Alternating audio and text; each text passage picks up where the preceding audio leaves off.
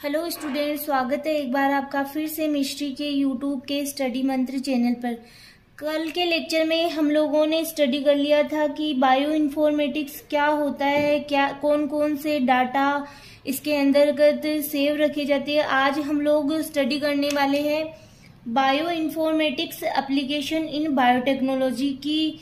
Biotechnology में bio informatics की क्या क्या एप्लीकेशन है उनको हम लोग नोट डाउन करेंगे। बहुत इजी सा सिंपल सा ही टॉपिक है ये। यहाँ पे फर्स्ट आपके डेफिनेशन नोट डाउन की हुई है, जो आपने कल स्टडी कर ली थी वो ही यहाँ पे लिखी हुई है। अब हम लोग डायरेक्ट ही इसकी एप्लीकेशन नोट डाउन करते हैं। सबसे पहले इसकी एप्लीकेशन हम लोग पढ़ते हैं मेडिकल में। Search for new drug targets की नई ड्रग को सर्च करना, personalised medicine, preventative medicine, gene therapy. तो आप मेडिकल लिखे, फिर इसके अंतर्गत दो एप्लीकेशन जो आपको इजी लगे वो आप नोट डाउन कर सकते हो। फिर हम लोग नेक्स्ट देखते हैं कि एग्रीकल्चर में इसके क्या क्या यूजेज है। Crop improvement, insect resistance, improved nutritional quality. फिर है कंपेरेटिव स्टडीज की कंपेरेटिव स्टडीज में भी बायो इन्फॉर्मेटिक्स का यूज किया जाता है। Phylogenic properties of disease and evolution, model organism. Next हम लोग अगली एप्लीकेशन की बात करें इसकी, तो आगे आपके एप्लीकेशन में है इसके कि identification of gene and gene function, कि किसी भी जीन को आइडेंटिफिकेशन करना या फिर उसके फंक्शन को आइडेंटिफिकेशन करना। Bioinformatics program such as GLIMMER, GLIMMER, GLIMMER and GenBank are used to identify the coding region in the genome, annotate structure and function of genes, की genes की जो structure है और उसका function है उसकी टिप्पणी करना। ये भी किससे रिलेटेड है? बायो इन्फॉर्मेटिक्स से ही रिलेटेड है। नेक्स्ट है 5 एप्लीकेशन है इसकी। Working with genome, analysis of genome data, analysis of protein sequence. फिर है prediction of promoter and coding reasons. तो आप इसमें से ये दो ही नोट डाउन कर लेना कि एनालिसिस ऑफ जीनोम डाटा और analysis of protein sequence. Next है 3 dimensional structure modelling, protein and nucleic acid structure analysis, comparison, classification, prediction. Next है ड्रग डिस्कवरी। ड्रग डिस्कवरी में हम लोग देखते हैं कि reduce the cost and time of drug discovery, की जो टाइम है और कॉस्ट है उसको क्या करना? रिड्यूस करना ड्रग डिस्कवरी के लिए। Next to improve drug discovery we need efficient bioinformatics algorithms and approaches for. तो आप जो इजी है वो ही नोट डाउन कर लेना। एक तो ये नोट डाउन कर लेना, आप एक ये कर लेना कि target identification, target validation, lead identification, lead optimization, ये नोट डाउन कर सकते हो आप। फिर next generation sequencing, NGS data analysis, increase in data due to high throughput next generation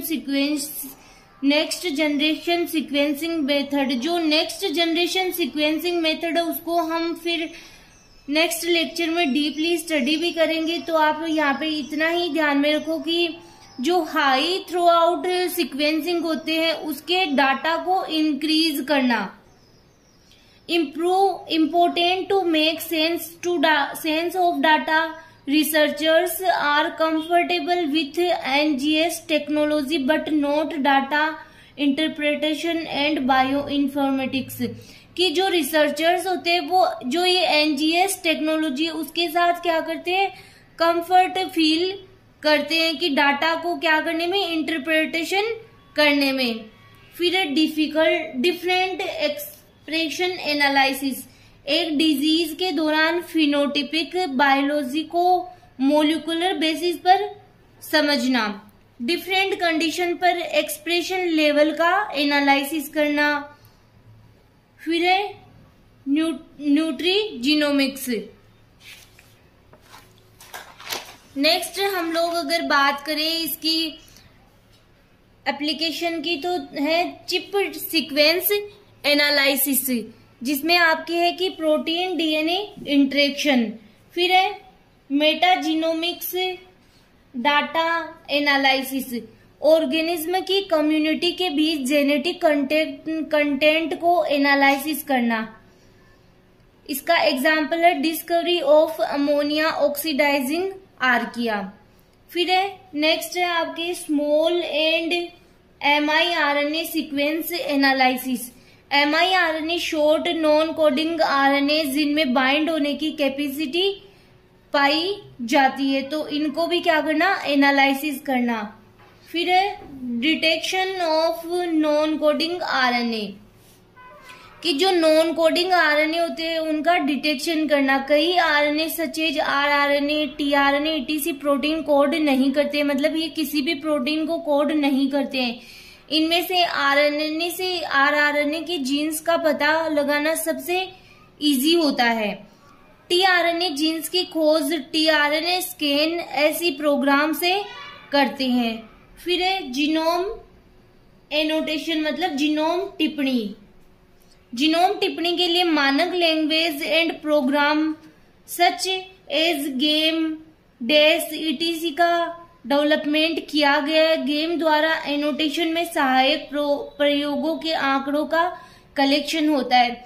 तो आपके ये 14 एप्लीकेशन यहाँ पे लिखी हुई है। अगर आपके ये 10 नंबर में पूछा जाए तो आप लोग इसमें 10 इसकी एप्लीकेशन नोट डाउन कर सकते हो। सबसे पहले आपको बायो इन्फॉर्मेटिक्स की डेफिनेशन लिखनी होगी, फिर आपको इसकी एप्लीकेशन नोट डाउन करनी होगी। जो आपको इजी लगे वो एप्लीकेशन आप नोट डाउन कर सकते हो। और ये क्वेश्चन आपके अधिकतर 10 मार्क्स में ही पूछा जाता है, 20 मार्क्स का नहीं आता है। नेक्स्ट लेक्चर में नए टॉपिक के